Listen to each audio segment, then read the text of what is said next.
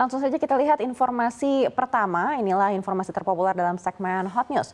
Pemberontak Suriah berhasil menduduki ibu kota Damaskus pada Minggu pagi waktu setempat. Hal ini menjadi penanda berakhirnya kekuasaan Presiden Bashar al-Assad.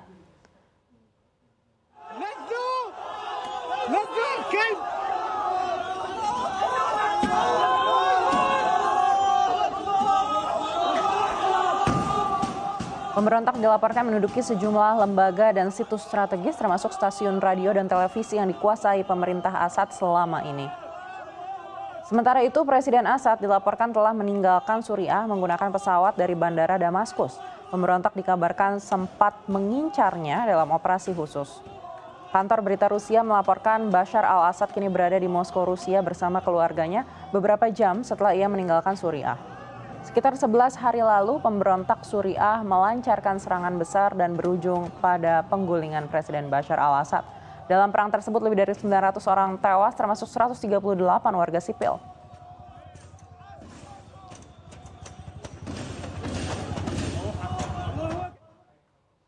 Kita beralih ke informasi yang kedua. Pekerja di beberapa pusat manufaktur garmen terbesar dunia kini terancam tanda kiamat yang menyerang bumi akibat perubahan iklim yang mendorong suhu naik, yakni cuaca panas ekstrim. Penelitian baru menunjukkan di Bangladesh, Vietnam, dan Pakistan, panas mempengaruhi para pekerja pabrik garmen. Hal ini pun harus diatasi baik oleh peritel maupun merek multinasional. Lonjakan suhu ekstrim mengancam produktivitas sekaligus kesehatan pekerja. Penelitian terbaru dari Global Labour Institute, Universitas Cornell menunjukkan peningkatan suhu signifikan di kota-kota seperti Dhaka, Hanoi, Ho Chi Minh, Phnom Penh, dan Karachi. Antara 2020 hingga 2024, jumlah hari dengan suhu di atas 30,5 derajat Celcius naik hingga 42% dibandingkan periode 2005 hingga 2009. Organisasi Perburuhan Internasional ILO merekomendasikan istirahat berkala untuk menjaga suhu tubuh pekerja tetap stabil. Bahkan Uni Eropa semakin menekan merek-merek besar seperti Inditex, H&M, dan Nike untuk bertanggung jawab atas kondisi pabrik pemasok mereka yang menghadapi risiko suhu ekstrim, di mana mereka mengharuskan perusahaan besar mendanai perbaikan pabrik seperti penyediaan sistem ventilasi dan pendingin hemat energi. Pasalnya, menurut penelitian, jika tidak diatasi, dampak perubahan iklim dapat memangkas pendapatan ekspor tekstil hingga 65 miliar dolar Amerika Serikat di Bangladesh dan Vietnam pada 2030.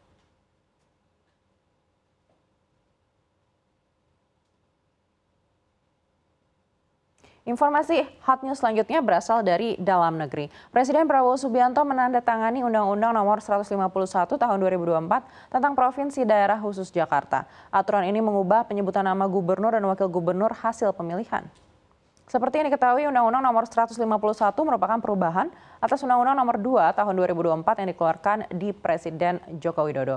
Perubahan undang-undang dibutuhkan untuk memberikan kepastian hukum atas nomenklatur baru, seiring dengan rencana pemindahan ibu kota ke Kalimantan. Pasal 70A menyebut penamaan terhadap hasil pemilihan kepala daerah akan menjadi gubernur dan wakil gubernur Provinsi Daerah Khusus Jakarta. Sebelumnya ditulis Daerah Khusus Ibu Kota Jakarta. Hal ini juga berlaku pada anggota Dewan Perwakilan Rakyat daerah provinsi yang sudah terpilih sebelumnya, serta anggota DPR dan DPD yang berasal dari daerah khusus Ibu Kota Jakarta.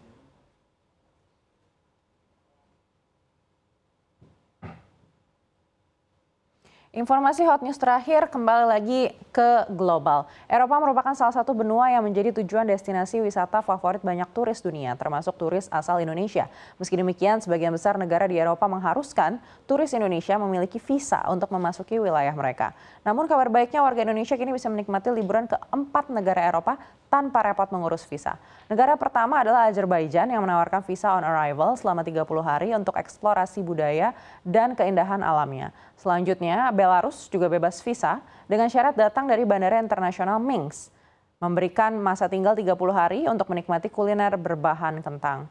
Turkiye menjadi pilihan lain tanpa visa dengan masa tinggal 30 hari untuk menjelajahi destinasi historis dan kuliner unik. Terakhir, Serbia memberikan akses bebas visa selama 30 hari bagi wisatawan Indonesia.